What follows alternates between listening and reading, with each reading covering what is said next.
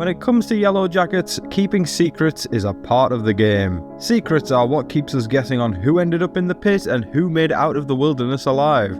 But what if I told you there's an even bigger secret in the form of an already made episode that has never seen the light of day? What secrets did it hold and why has it been kept from audiences? Join me as I dig and unearth the truth behind this huge mystery. This is the secret and forgotten bonus episode of Yellowjackets.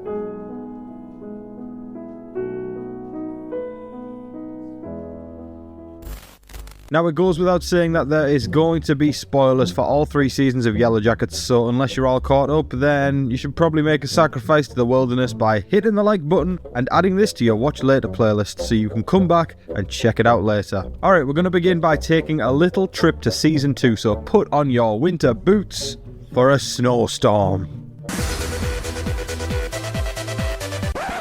Snowstorm, not sandstorm. Eagerly anticipating the second season after finding out Lottie Matthews was alive, fans of Yellowjackets were like moths to a flame or flies to when the episode titles of season 2 were revealed. Quickly, fans realised an absence in the form of a 10th episode for this season, as season 1 did actually have 10, whereas this one only had 9. And prior to the season airing, actor Jason Ritter, who is in fact the real-life husband of Melanie Lynskey, who plays adult Shauna, he was announced to have joined the cast of the show and would appear in season 2. To say that the Yellowjackets fanbase is the closest fanbase to becoming sniffer dogs would be the biggest understatement of the century. This guessing game had become meta at this point as hardcore superfans theorised about a potential hidden episode. Episodes went by and there was no appearance of Jason Ritter, and this only fueled the flames of a secret episode. Weeks went by without any news or any updates, but those sniffer dogs, I mean fans, would not let go of the bone. Woof woof. To be fair, I don't know what I'm saying because I was one of those fans, but I'm a proud sniffer dog and the scent was sniffed correctly. Now that's a line I didn't expect to be saying in this video, so we're going to move on now and pretend that didn't happen. After the finale of season 2, when we saw the girls' cabin burnt to the ground, showrunner Ashley Lyle took to the streets of Twitter to announce that the rumours are true. There was confirmation of a bonus episode, and not only that, but that it would air sometime between the 2nd and 3rd season, but she didn't want fans to lose any sleep over it. Spoiler alert, I lost sleep. Around 2 months before the premiere of season 3, Ashley Lyle spoke about the bonus episode for the first time in a while in an interview with Entertainment Weekly. She said, "The truth is that there is a bonus episode, but we may need to wait a bit longer for it." So, season 3 came around and there was no sight of the bonus episode, and things kinda started to go silent, and I eventually got some sleep.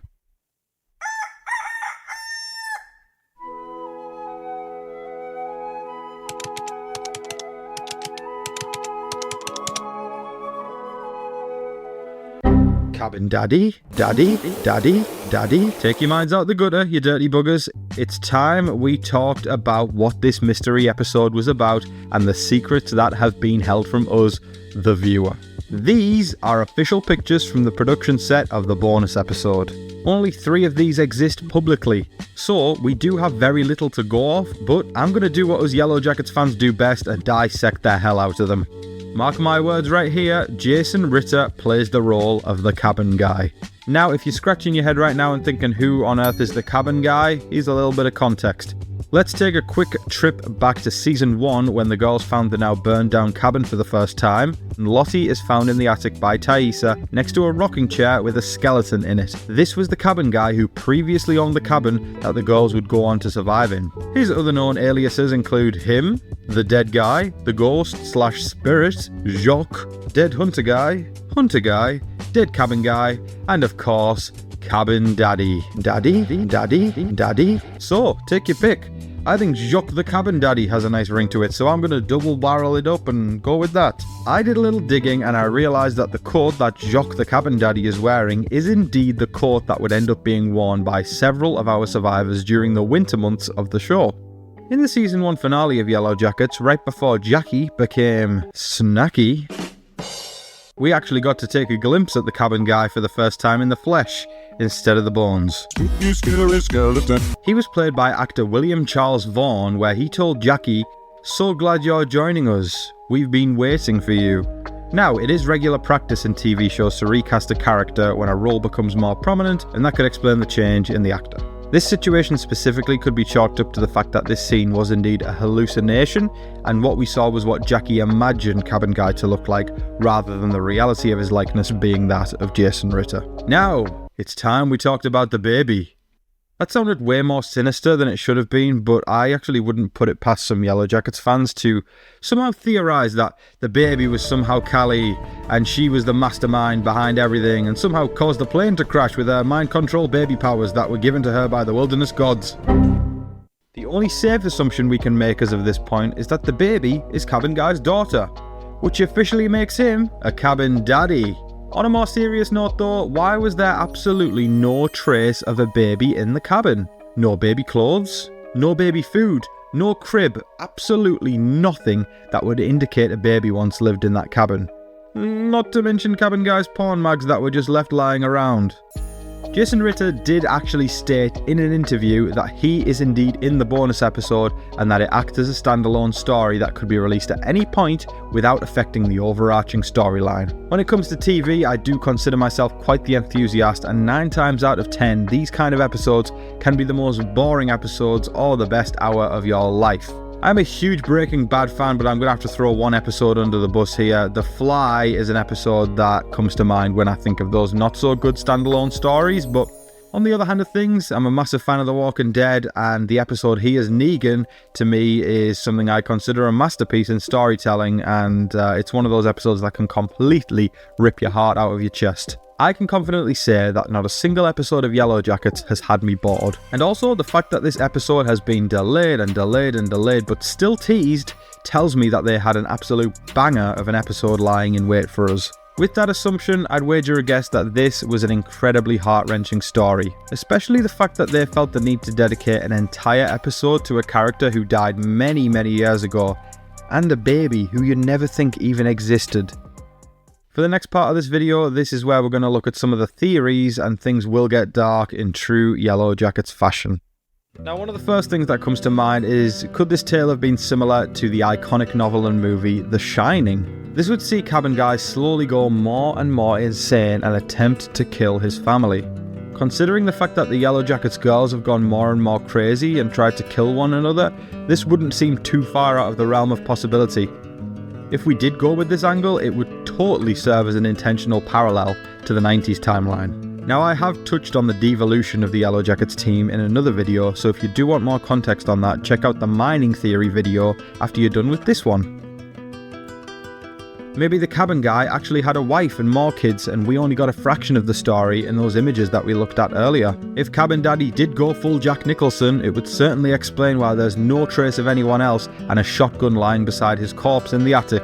On the other side of things, I've seen people suggest that maybe the baby made it out when she was a little older and went to live in the caves, and maybe that was the friend Harvey was referring to when he returned in the latter half of season 2. There's also many camera angles and shots in the show that almost look like someone is watching the survivors from behind a tree or through some bushes. There's a real possibility that could be Cabin Baby, keeping a safe distance from the other humans due to her distrust of them after a turbulent childhood around her father. However, I'm kind of inclined to disprove this idea due to the fact that it has explicitly been stated that this is a standalone episode and this does not affect the overarching storyline of the entire series.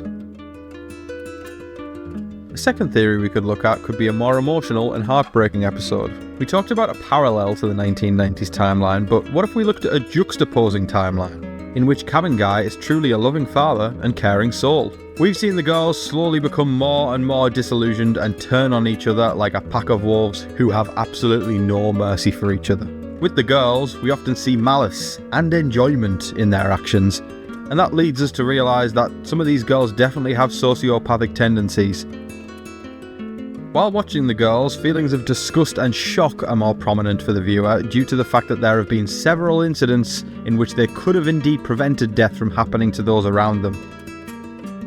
What if Cabin Daddy's story entailed him becoming more and more disillusioned to the point where he is physically and mentally unable to look after his baby? This story would provoke way more sadness due to the fact that we're watching something take place where the main character could not have prevented death from happening to those around them.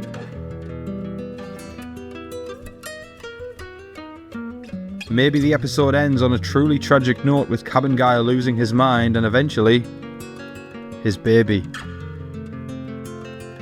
If we are going to take an even darker approach to this episode, then we need to talk about a famous book from the year 1924.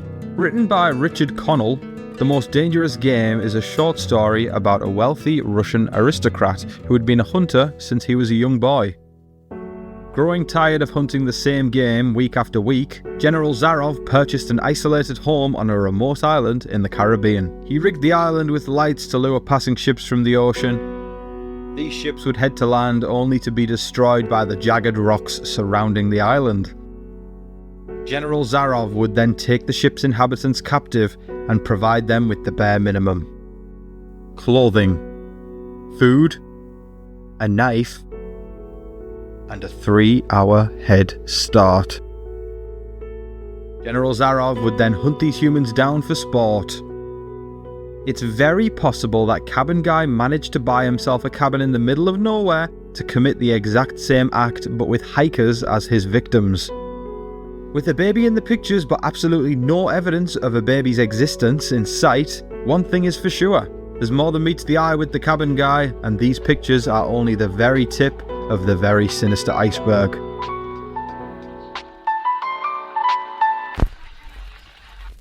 Now it's your turn to be a citizen detective and let me know your thoughts on the secret and forgotten bonus episode of Yellowjackets. Until this episode is released, all we can do is theorise, and even then, it may just be another mystery lost to Father Time. Or Daddy Time. Cabin Daddy Time. I want to thank you all so much for watching this video and supporting my channel. It's been a very busy past couple of months, which is why you guys haven't heard from me, because I was actually busy getting married. We do accept wedding gifts in the form of a super thanks, so do consider that. I'm totally kidding. But for more videos just like this one, be sure to hit the subscribe button so you don't miss a single upload. And also because it would just mean the freaking world to me. My current goal is 3,000 subscribers, so click that button and join in to become a part of the journey. I can't wait to read what you guys think of this unreleased episode, but don't forget to drop a like for Cabin Daddy, share, comment, subscribe, and do all of that wonderful stuff. But until next time, I've been Tom. You've been super. Good night.